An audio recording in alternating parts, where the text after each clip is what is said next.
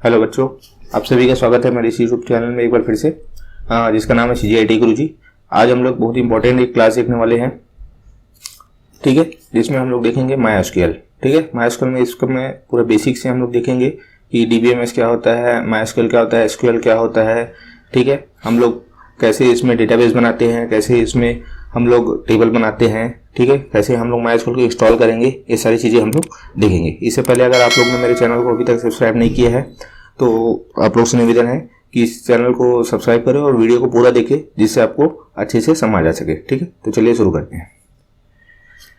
ठीक है, तो पहला है DBMS। What is DBMS? DBMS क्या होता है? Database management system. ठीक है, तो ये जो MySQL है इसको हम लोग एक DBMS ही कहते हैं। ठीक है, MySQL जो है वो एक डाटाबेस मैनेजमेंट सिस्टम है। ठीक है, और जो MySQL कोई लैंग्वेज नहीं है, जो SQL है वो एक लैंग्वेज है। ठीक है, ये चीज ध्यान रखेंगे आप लोग।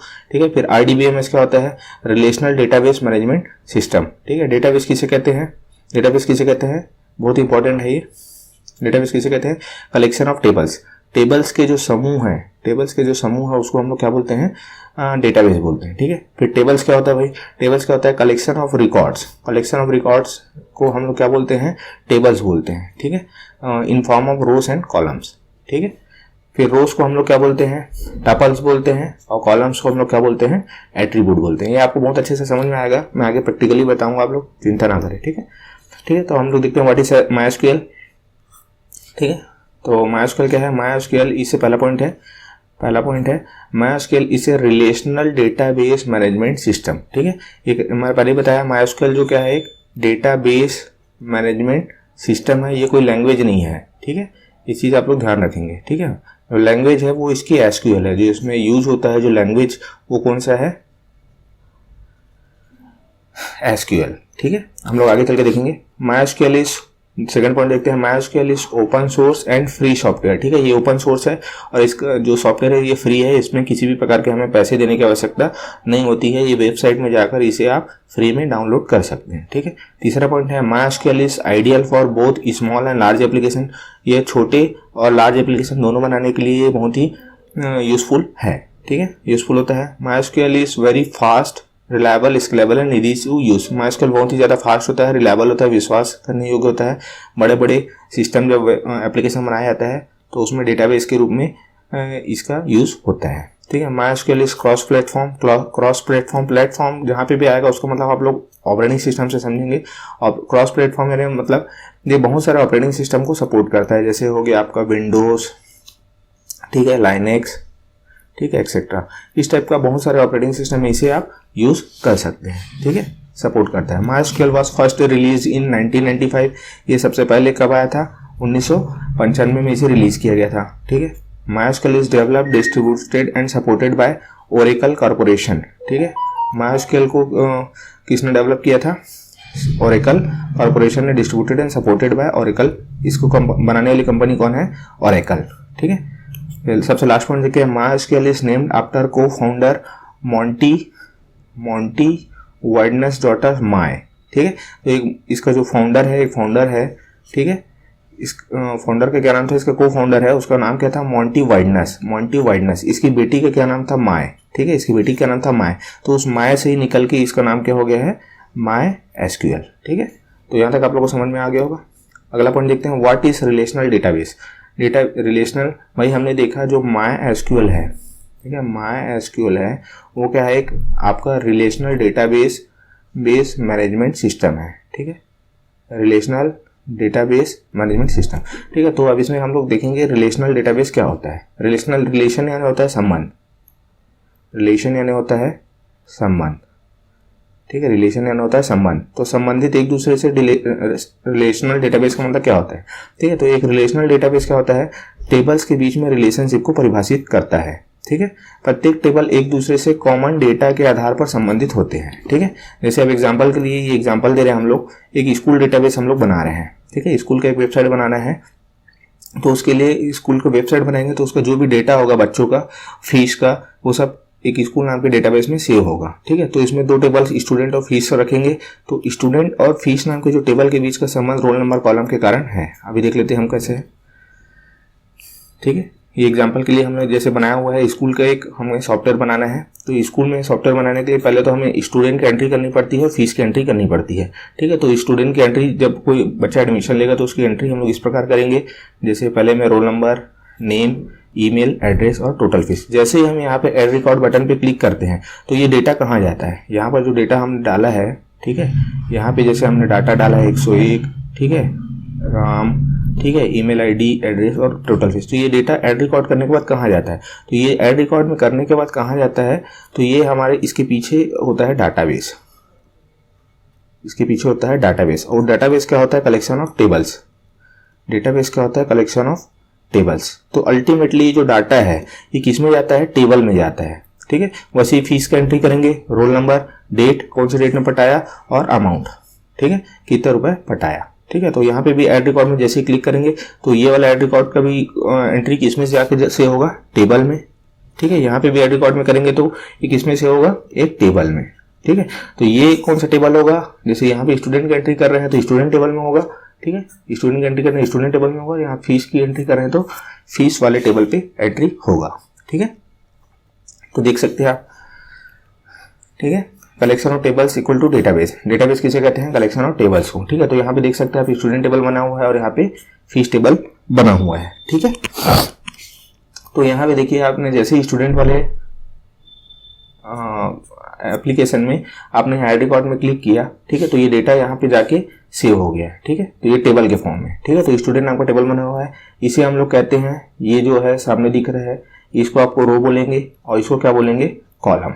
ठीक है, वैसे ही इसमें भी हम लोग इसको रो बोलेंगे और इसको क्या बोलेंगे, कॉलम। ठीक है, तो कॉलम को ही हम लोग क्या बोलते हैं, एट्रीब्यूट। एट्रीब्यूट, ठीक है, बहुत इंपॉर्टेंट पार्ट है। और जो रो है इसको हम लोग बोलते हैं टपल, टपल या फिर रिकॉर्ड। ठीक है, रोज को हम लोग क्या बोलते हैं, टपल या फिर रिकॉर्ड्स, और कॉलम को हम लोग बोलते हैं एट्रीब्यूट। ठीक है, यहाँ तक क्लियर हो गया।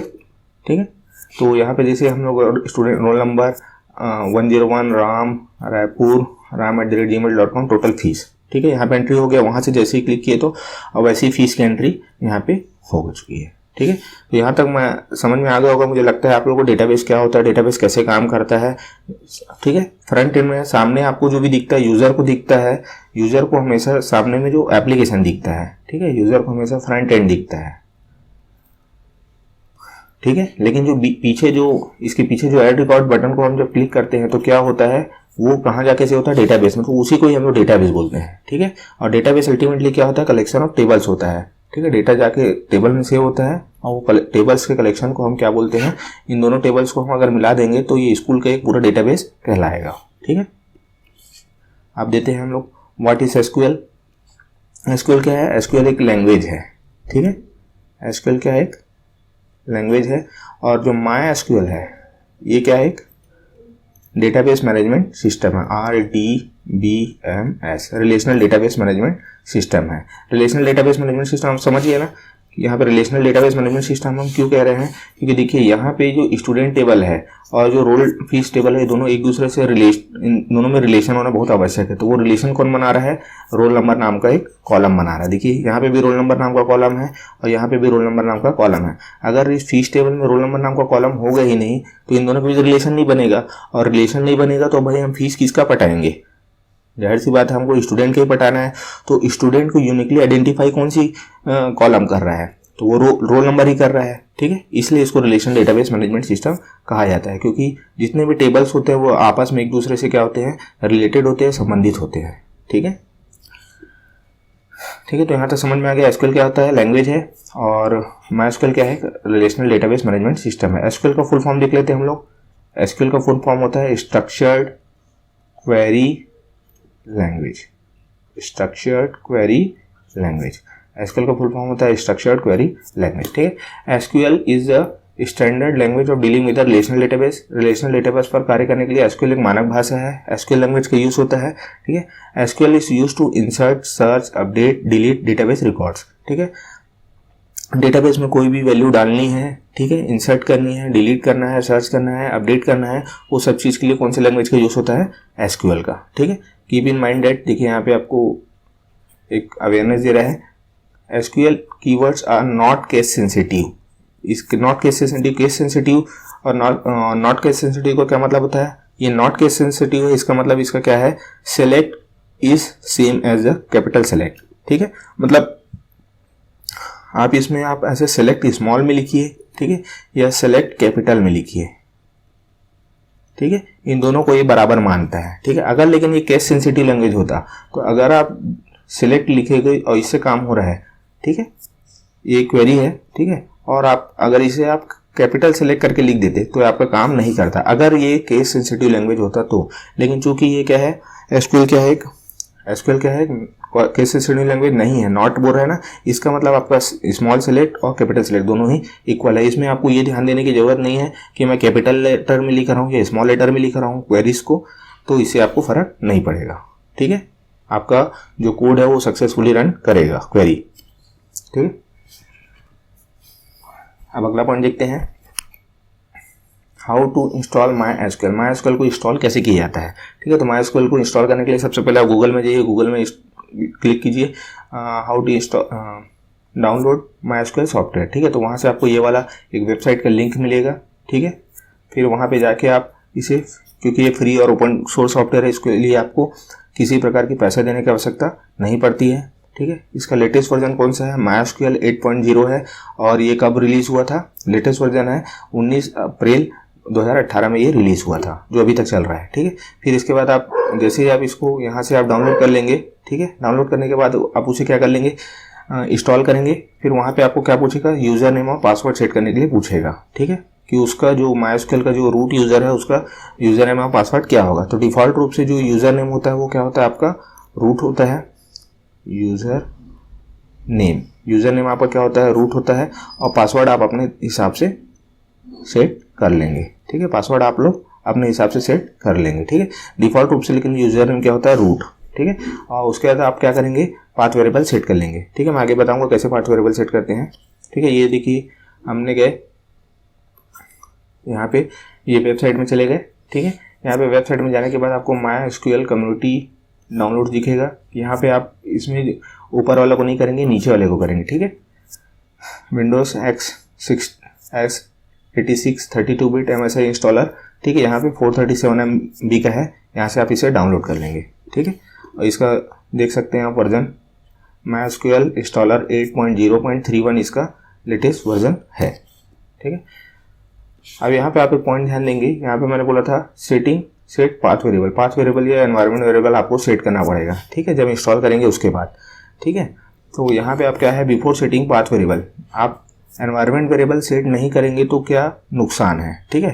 तो एनवायरनमेंट वेरिएबल सेट ये बिफोर इंस्टॉलिंग है ना, बिफोर सेटिंग पाथ वेरिएबल या फिर एनवायरनमेंट। मैं ये सारी चीज़ें आपको प्रैक्टिकली बताऊंगा, इसमें आपको टेंशन लेने की जरूरत नहीं है, ठीक है। देखिए हमने यहाँ पे कमांड प्रॉम्प्ट खोला हुआ है, ठीक है। कमांड प्रॉम्प्ट खोलने के बाद जैसे ही आप यहाँ ड्राइव में लिखेंगे MySQL-v, ये क्या ये अच्छा, एक चीज़ और ध्यान देंगे आप लोग, जब हम लोग कमांड प्रॉम्प्ट में कोई भी कमांड चलाते हैं तो उसे कमांड बोलते हैं, लेकिन MySQL में जब हम कोई भी कमांड चलाएंगे उसे हम लोग क्या बोलेंगे, क्वेरी बोलेंगे, ठीक है। क्वेरी बोलो या फिर कमांड बोलो एक ही चीज़ है, लेकिन हम लोग चूँकि MySQL यूज़ कर रहे हैं तो हम लोग इसे क्या बोलेंगे, क्वेरी, ठीक है। तो यहाँ पे जैसे हम MySQL-v करके क्वेरी चलाएंगे, ठीक है, तो यहाँ पे ये हमको क्या दे देगा, एरर दे देगा, ठीक है। ये हमको क्या दे देगा, एरर। ये एरर क्यों दिया, क्योंकि हमने बिफोर सेटिंग पाथ वेरिएबल लिखा है ना, मतलब हमने अभी पाथ वेरिएबल सेट नहीं की है, इसलिए हमको ये एरर दे दिया, ठीक है। MySQL is not recognized as an internal और एक्सटर्नल कमांड, ठीक है। तो इसलिए हमें पाथ वेरिएबल सेट करना बहुत जरूरी है, ठीक है। आफ्टर सेटिंग पाथ वेरिएबल देखिए यहाँ पे, ठीक है, यहाँ पे आफ्टर सेटिंग पाथ वेरिएबल देखिए, पाथ वेरिएबल सेट करने के बाद देखिए हमने वही कमांड, ठीक है, MySQL-v, ये वर्जन चेक करने का कमांड है, यहाँ पे हमने जैसे ही चलाया तो वैसे ही हमें आउटपुट में देखिए यहाँ पे मिल गया MySQL वर्जन 8.0.30 फॉर विंडोज, आपकी MySQL कम्युनिटी सर्वर, ठीक है। तो इस प्रकार आपको पाथ वेरिएबल सेट करने का जो इंपॉर्टेंस है यहाँ से समझ में आ गया होगा, ठीक है। पाथ वेरिएबल सेट करना क्यों इतना इम्पोर्टेंट है, ठीक है। उसके बाद देखिए यहाँ पे जैसे ही आपने MySQL किया, यहाँ पे जो रूट दिख रहा है ये क्या है, आपको यूज़र नेम है। मैंने आपको पहले बताया था, जब आप इंस्टॉल करेंगे वहाँ पे आपको यूज़र नेम और पासवर्ड भी देना पड़ेगा। यहाँ पे मैंने बताया था ना, जब आप इंस्टॉल करेंगे वहाँ पे यूज़र नेम आपका डिफ़ॉल्ट रूप से क्या होता है, रूट होता है, और पासवर्ड आप सेट करेंगे, ठीक है। तो यहाँ से कमांड प्रॉम्प्ट में जाने के लिए आप MySQL-u रूट यहाँ पे यूज़र नेम है और -p करेंगे तो वैसे फिर आपको पासवर्ड मांगेगा। जैसे आप पासवर्ड यहाँ पे डालेंगे आपने जो सेट किया रहेगा, फिर आपका ये देखिए सीधा आपका यहाँ पे इस तरीके से आ जाएगा। अब ये ऐसा आ गया, ठीक है। इसका मतलब आप समझिए यहाँ पे आप MySQL का आप क्वेरी लिख सकते हैं, ठीक है। आपकी जितने भी MySQL की क्वेरीज है, आपको डेटाबेस बनाना है, टेबल बनाना है, डाटा इंसर्ट करना है, वो सारे क्वेरी यहाँ से आप चला सकते हैं। इस चीज़ को आप ध्यान रखेंगे, MySQL इस टाइप का आ गया तो, ठीक है। ठीक है, अब how to run queries in MySQL software, तो इसके दो तरीके हैं, ठीक है। पहला तो आप क्या कर सकते हैं, कमांड प्रॉम्प्ट से डायरेक्ट चला सकते हैं, और दूसरा क्या है, MySQL का अलग से एक रेडीमेड एक command MySQL 8.0 command line client करके एक सॉफ्टवेयर आता है, वहाँ से चला सकते हैं, ठीक है। तो देखते हैं कमांड प्रॉम्प्ट से हम कैसे चला सकते हैं, ठीक है। कमांड प्रॉम्प्ट से चलाने के लिए आप क्या करेंगे, सबसे पहले आप क्या करेंगे, कंप्यूटर में क्या करेंगे, Windows+R रन कमांड चलाएंगे, ठीक है। डेस्कटॉप में आके फिर वहाँ पे रन में आप सीधा लिख देंगे CMD, ठीक है। CMD लिख देंगे, आपका ये कमांड प्रॉम्प्ट खुल जाएगा, ठीक है। यहाँ पे इस टाइप का कमांड प्रॉम्प्ट खुल गया आपका। कमांड प्रॉम्प्ट खुलते ही आपको यहाँ पे इस टाइप से कमांड प्रॉम्प्ट में C ड्राइव आ जाएगा यहाँ पे इस टाइप के। अब यहाँ पे आप क्या करेंगे, MySQL-v करेंगे, तो यहाँ पे ये सक्सेसफुली रन कर गया। इसका मतलब आपके में MySQL सिस्टम में इंस्टॉल है, इससे प्रूफ होता है, ठीक है। अब उसके बाद क्या करना है आपको, यूज़र नेम और पासवर्ड से आपको लॉगिन करना है, ठीक है। तो MySQL-u और यहाँ पे -p करके आप, और यहाँ पे एंटर पासवर्ड मांगेगा, यहाँ पे पासवर्ड डाल देंगे। जैसे ही आप पासवर्ड डालेंगे आप, ठीक है, कमांड प्रॉम्प्ट में यहाँ पे पहुँच जाएंगे, ठीक है।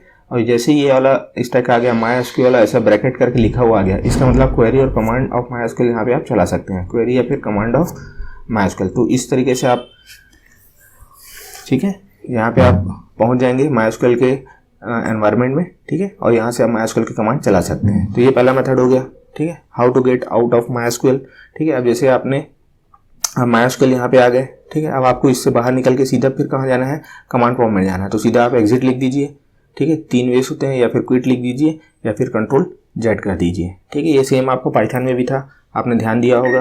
पाइथन में क्या था, इस टाइप का ट्रिपल एरो आ गया, तो आप पाइथन यहाँ से आप पाइथन का कोड लिख सकते थे। अब यहाँ से बाहर आपको C प्रॉम्प्ट में आना था, तो आप यहाँ पे भी क्या लिख सकते थे, एग्जिट, ठीक है, या फिर क्विट या फिर Ctrl-Z। लेकिन यहाँ पे ध्यान देंगे, वहाँ पे एग्जिट के बाद में क्या था, पाइथन की बात कर रहा हूँ, एग्जिट के बाद में क्या था, इस टाइप का आपने पैरेंथेसिस लगाया था। लेकिन यहाँ पे किसी भी प्रकार का पैरेंथेसिस, यहाँ पे किसी प्रकार का पैरेंथेसिस नहीं है, ठीक है। ये चीज़ आप ध्यान देंगे, ठीक है। ये सब चीज़ मैं प्रैक्टिकली अभी बताऊंगा आप लोगों को, इसमें टेंशन मत लीजिए। सेकंड है आपका MySQL 8.0 कमांड लाइन क्लाइंट, ठीक है। MySQL 8.0 कमांड लाइन क्लाइंट, इससे आप रेडीमेड सॉफ्टवेयर है। जैसे ही आप इसे ओपन करेंगे, सीधा ही आपको क्या मांगेगा, पासवर्ड मांगेगा रूट का, ठीक है। देखिए यहाँ पे जैसे ही मैंने इसे MySQL command 8.0 command line client को खोला, यहाँ पे सीधा ये पासवर्ड मांग रहा है, ठीक है। यहाँ पे आप जैसे ही पासवर्ड डालेंगे, ये सीधा आपका यहाँ आ जाएगा, ठीक है, MySQL के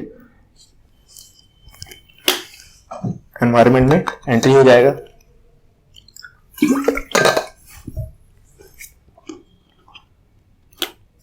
ठीक है, अब यहाँ से आप क्या कर सकते हैं, यहाँ से आप जो MySQL है उसकी क्वेरी आप चला सकते हैं, ठीक है। तो जैसे शो डेटा बेसिस करके क्वेरी चला हुआ है, शो डेटा बेसिस, ठीक है। यहाँ पे आप इसको, यहाँ मैंने कैपिटल एस लिख दिया है, कैपिटल डी लिख दिया है, तो इससे आप टेंशन ना लेंगे। यहाँ पे स्मॉल लिखा है क्योंकि जो MySQL है वो केस सेंसिटिव लैंग्वेज नहीं है, इसलिए इसको भी रन करेगा, इसको भी रन करेगा, ठीक है। आप स्मॉल में लिखेंगे, कैपिटल में लिखेंगे, सब में ये रन करेगा, ठीक है। तो यहाँ पे क्या हो रहा है, जितने भी डेटाबेस सिस्टम में मौजूद है, देखिए स्कूल नाम का डेटाबेस यहाँ पे बना हुआ है, SYS वर्ल्ड, ठीक है, तो ये दिखाना चालू कर देता है, ठीक है।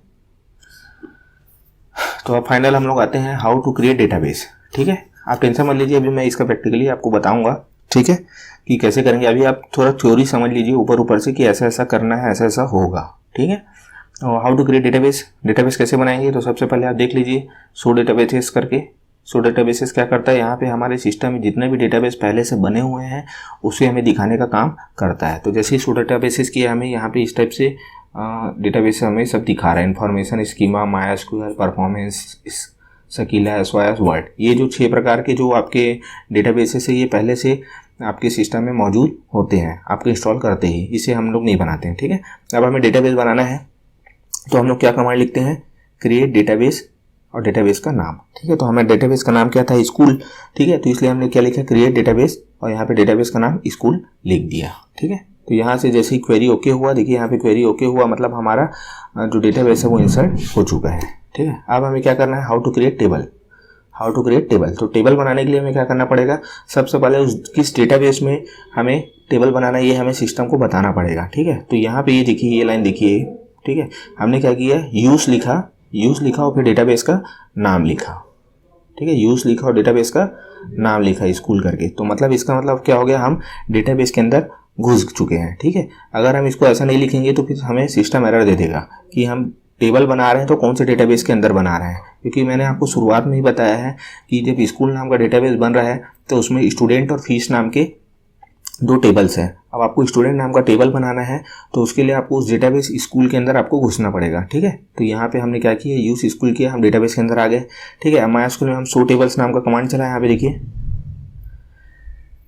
ठीक है, तो शो टेबल्स में क्या है, यहाँ पे एंटर एम्प्टी सेट, एम्प्टी यानी होता है खाली, क्योंकि अभी हमने स्कूल नाम के डेटाबेस में कोई टेबल बनाया नहीं है, इसलिए यहाँ पे एम्प्टी आया है। ठीक है, अब यहाँ पे हम क्या होगा, टेबल बनाने का क्वेरी लिखते हैं। ठीक है, तो टेबल बनाने का क्वेरी क्या है, क्रिएट टेबल, टेबल नेम, फिर यहाँ पे पैरेंथेसिस ओपन होता है और यहाँ पे पैरेंथेसिस क्लोज, फिर यहाँ पे क्या रहता है, कॉलम नेम रहता है, डेटा टाइप रहता है। ठीक है, column name, data type, comma, column name, ये कॉलम नेम है, ये डेटा टाइप है, ये भी कॉलम नेम है, ये भी डेटा टाइप है।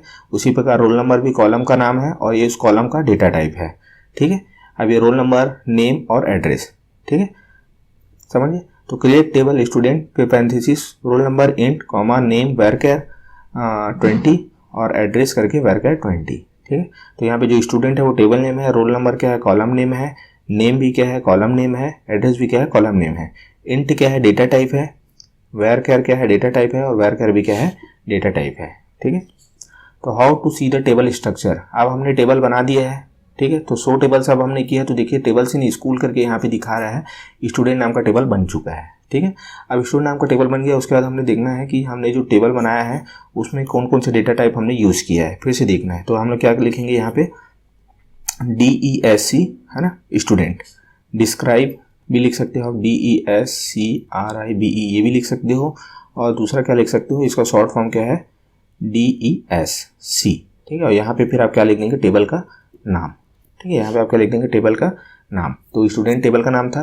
तो यहाँ पे जैसे हमने डाला तो देखिए हमने रोल नंबर, नेम और एड्रेस नाम का 3 कॉलम लिया था, उसका डेटा टाइप भी यही दिया था, इंट varchar 20। ठीक है, अब यहाँ पे नल दिखा रहा है, यस यस यस, मतलब इसमें हम नल वैल्यू आ सकती है, की सभी कुछ नहीं दिखा रहा है, इसमें हमने प्राइमरी की, फॉरेन की, यूनिक की 6 प्रकार के की होते हैं, वो सब अभी हमने नहीं डाला है। ठीक है, डिफ़ॉल्ट वैल्यू क्या लेगा, जब हमने कोई वैल्यू नहीं डाला है तो यहाँ पे भी नल है, एक्स्ट्रा और क्या क्या डाला है तो ये सब। ठीक है, तो अभी तो हमने कुछ नहीं किया है, हमने सिर्फ क्या किया है, डेटा टाइप ही बस दिया है उसमें। ठीक है, टेबल जब हम लोग क्रिएट कर रहे थे उस टाइम। ठीक है, तो इस प्रकार से जो टेबल का स्ट्रक्चर है वो हम लोग कहाँ से देख सकते हैं, DESC कमांड से देख सकते हैं, DESC कमांड से हम लोग, या फिर डिस्क्राइब कमांड से हम लोग जो टेबल का स्ट्रक्चर हम देख सकते हैं। ठीक है, how to insert data into table, अब जो टेबल हमने बना लिया स्टूडेंट नाम का। ठीक है, अभी तक हमने क्या कर लिया है, आपको फिर से रिवाइज कर देता हूँ। सबसे पहले हमने क्या किया है, एक डेटाबेस बनाया स्कूल नाम का। ठीक है, स्कूल नाम का हमने एक डेटाबेस बनाया। ठीक है, स्कूल नाम का क्या बनाया, डेटाबेस बनाया। ठीक है, उसके बाद हमने क्या किया, इस स्कूल नाम के डेटाबेस के अंदर हमने स्टूडेंट नाम का एक टेबल बनाया। ठीक है, स्टूडेंट नाम का टेबल बनाने के बाद हम क्या कर रहे हैं, अब उस स्टूडेंट नाम के टेबल में हमें क्या डालना है, वैल्यू डालनी है, डाटा इंसर्ट, जैसे वही जो मैंने शुरुआत में बताया था ना आपको कि जो हमारा एप्लीकेशन था वहाँ से हम जब ऐड रिकॉर्ड में हम जब क्लिक कर रहे थे तो वो डेटा कहाँ जा रहा है, तो वो जो डेटा है, ठीक है, वो जो डेटा है वो कहाँ जा रहा है, आपको मैं एक बार दिखा देता हूँ। ये यहाँ पे जैसे ही आप यहाँ पे ऐड रिकॉर्ड वाले बटन में क्लिक कर रहे थे तो यहाँ पे कौन सा क्वेरी चल रहा है, यही इंसर्ट वाला क्वेरी चल रहा है। ठीक है, ये जो डाटा जो जाएगा इस टेक्स्ट बॉक्स से, इन 5 टेक्स्ट बॉक्स से, वो ऐड रिकॉर्ड बटन होने के बाद कहाँ जाएगा। ठीक है, तो उस ऐड रिकॉर्ड वाले बटन पे, ठीक है। ये ऐड रिकॉर्ड वाले बटन पे कौन सा क्वेरी चलेगा, ये वाला क्वेरी चलेगा, ठीक है। तो उसका नाम क्या है, insert into student values 101 Ram Raipur, ठीक है। तो देखिए 101 में सिंगल कोट नहीं लगा है, लेकिन राम और रायपुर में लगा है, ठीक है। ऐसा क्यों है, क्योंकि ये जो है ये इंटीजर वैल्यू है और ये दोनों क्या है, आपकी कैरेक्टर वैल्यूज है, ठीक है, कैरेक्टर या स्ट्रिंग है। तो उसके लिए आपको सिंगल कोट या डबल कोट लगाना होता है, ठीक है। तो इंसर्ट इनटू स्टूडेंट वैल्यूज ये आपको लिखना पड़ेगा। इंसर्ट इनटू स्टूडेंट क्या है, आपका टेबल का नाम है, ठीक है। तो यहाँ तक हमने इस तरीके से 3 इंसर्ट इनटू चलाया है, तो 3 वैल्यू डाल दिया है, 101, 102 और 103, ठीक है। हाउ टू सी डेटा, अब हमने क्या किया, जो भी डेटा डाला, ठीक है, वो डेटा हमारा टेबल में गया है कि नहीं गया है, उसे हम कैसे चेक करेंगे। उसके लिए हमें कौन सा कमांड चलाना पड़ता है, सिलेक्ट स्टार, ठीक है, select star from student table name, ठीक है। तो फिर ऐसा करेंगे तो हमें इस टाइप से टेबल के फॉर्म में जो हमारा जो डेटा है रिकॉर्ड्स वो दिखाएगा, ठीक है। रोल नंबर, नेम और एड्रेस, ठीक है, 101, 102, 103 राम, श्याम, राधे, रायपुर, बिलासपुर, भिलाई। अब चेक कर सकते हैं, यहाँ से देखिए वही हमने डाला था 101, 102, 103 राम, श्याम, राधे और रायपुर, बिलासपुर और भिलाई, ठीक है। तो इस तरीके से हमारा जो डेटा है हमने टेबल में इंसर्ट भी कर लिया और उसे देख भी लिया, ठीक है। अब क्या है, अब चलिए लेट्स सी प्रैक्टिकली, अभी इसे जो भी चीज़ मैंने आपको अभी तक बताई है, ठीक है, उसे हम अब एक बार प्रैक्टिकल के रूप में देख लेते हैं, ठीक है। तो अगर आपने अभी तक मेरे चैनल को सब्सक्राइब नहीं किया है तो चैनल को सब्सक्राइब कर लीजिए, जिससे आपको इस तरह के और वीडियो आपको मिल सके, ठीक है। तो चलिए सबसे पहले मैं आपको दिखा देता हूँ कि मैंने आपको शुरुआत में क्या बताया था, ठीक है। ये देखिए how to run queries in MySQL software, ठीक है। तो यहाँ पे मैंने आपको बताया था 2 तरीके से हम चला सकते हैं, 2 तरीके कौन कौन से, कमांड प्रॉम्प्ट के थ्रू और MySQL कमांड लाइन क्लाइंट के थ्रू, ठीक है। तो पहले चलिए हम देख लेते हैं सब कमांड प्रॉम्प्ट के थ्रू हम कैसे MySQL के सॉफ्टवेयर को चला सकते हैं। उसके बाद देखेंगे MySQL 8.0 कमांड लाइन क्लाइंट के थ्रू कैसे चला सकते हैं, ठीक है। तो डेस्कटॉप में हम लोग आ जाते हैं, ठीक है, डेस्कटॉप में हम लोग आ जाते हैं। अब डेस्कटॉप में आने के बाद हम सबसे पहले खोल लेते हैं विंडोज़ R मैंने प्रेस किया, ठीक है। विंडोज़ R प्रेस करने के बाद यहाँ पे आ गया, मैंने लिख दिया CMD और एंटर, ठीक है। जैसे मैंने CMD करके एंटर मारा, देखिए हमारा कमांड प्रॉम्प्ट खुल गया, ठीक है, यहाँ पे देख सकते हैं आप, ठीक है। यहाँ पे हमारा कमांड प्रॉम्प्ट खुल चुका है, ठीक है, cmd.exe दिख रहा है। अब यहाँ से हमें क्या करना है, MySQL का कमांड चलाना है। तो MySQL हाइफन कैपिटल V लिखा, देखिए हमारा चल गया सक्सेसफुली, क्योंकि अभी मैंने इस पे एनवायरनमेंट वेरिएबल सेट करके रखा हुआ है, ठीक है। अब हमें क्या करना है, MySQL के रूट यूज़र नेम और पासवर्ड पे हमें क्या करना है, लॉगिन करना है, ठीक है। तो उसके लिए क्या करना, कमांड चलाना पड़ेगा MySQL -u root -p, enter किया। अब देखिए यहाँ पे हमें पासवर्ड मांग रहा है, पासवर्ड आप डाल दीजिए जो भी आपने इंस्टॉल करते टाइम सेट करके रखा हुआ है। ये जैसे ही मैंने डाला, यहाँ पे देखिए सक्सेसफुली ये हमारा लॉगिन हो गया और यहाँ पे देखिए अब आपका MySQL करके लिखा हुआ आ रहा है। इसको आप ध्यान से देखिए, इसका मतलब यहाँ से अब आप क्या कर सकते हैं, अपने जो MySQL के उसके क्वेरीज को चला सकते हैं। जैसे फॉर एग्जांपल मैं आपको चला देता हूँ शो डेटाबेसेस, एंटर, देखिए शो डेटाबेसेस किया मैंने, यहाँ पे जो भी डेटाबेस है वो हमारा दिखा रहा है, सक्सेसफुली हमारा रन हो चुका है, ठीक है। तो ये हो गया पहला मेथड, ठीक है। अब यहाँ पे मैंने आपको बताया था, इसको थोड़ा नीचे कर लेते हैं,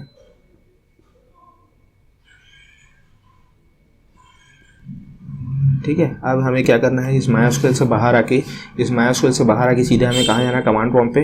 तो उसके लिए हम लोग क्या कमांड चलाएंगे, एग्जिट, ठीक है। देखिए मैंने एग्जिट जैसे ही किया, फिर से हम कमांड प्रॉम्प्ट में वापस आ गए, ठीक है। अब फिर से हम जाते हैं एक बार, दूसरा तरीका क्विट था और तीसरा तरीका क्या था, Ctrl+Z, ठीक है। फिर से हम लॉगिन करते हैं MySQL -u root -u root और -p, फिर यहाँ मैंने पासवर्ड डाला, देखिए फिर से लॉगिन हो गया। अब यहाँ मुझे फिर से कमांड प्रॉम्प्ट, यहाँ देखिए MySQL आ रहा है, ठीक है, यहाँ MySQL आ रहा है, इसका मतलब हम MySQL में लॉगिन हो चुके हैं, ठीक है। अब यहाँ से फिर मुझे बाहर आना है तो क्विट लिख दिए, ठीक है। इसी प्रकार आप Ctrl+Z से भी कर सकते हैं, ठीक है। ये तो हो गया पहला तरीका। अब मैं आपको दूसरा तरीका बता देता हूँ, ठीक है, इसे मैं क्लोज कर देता हूँ। अब दूसरा तरीका क्या था आपका, MySQL कमांड लाइन क्लाइंट के थ्रू। ठीक है, तो MySQL कमांड लाइन क्लाइंट हम यहाँ सर्च मारते हैं सर्च विंडोज़ में। ठीक है, अब यहाँ पे मैं जाता हूँ MySQL कमांड लाइन क्लाइंट। ठीक है, ये देखिए MySQL कमांड लाइन क्लाइंट दिख रहा है, यहाँ मैंने क्लिक किया। देखिए अब यहाँ पे जैसे ही मैंने ओपन किया इसे, ये सीधा हमें क्या मांग रहा है, एंटर पासवर्ड मांग रहा है। ठीक है, एंटर पासवर्ड मांग रहा है सीधा, आप ध्यान से देखिए। ठीक है, MySQL कमांड लाइन क्लाइंट खुला हुआ है, यहाँ पे मैंने पासवर्ड डाला, ओके। ठीक है, तो यहाँ पे ये जो खुला है ये पासवर्ड मांग रहा है, ये रूट यूज़र का मांग रहा है। ठीक है, जो आपने इंस्टॉल किया था। ठीक है, देखिए अब यहाँ पे जैसे ही मैंने पासवर्ड डाल के एंटर किया डायरेक्ट के देखिए MySQL में आ चुका है। ठीक है, तो ये दूसरा तरीका हो गया।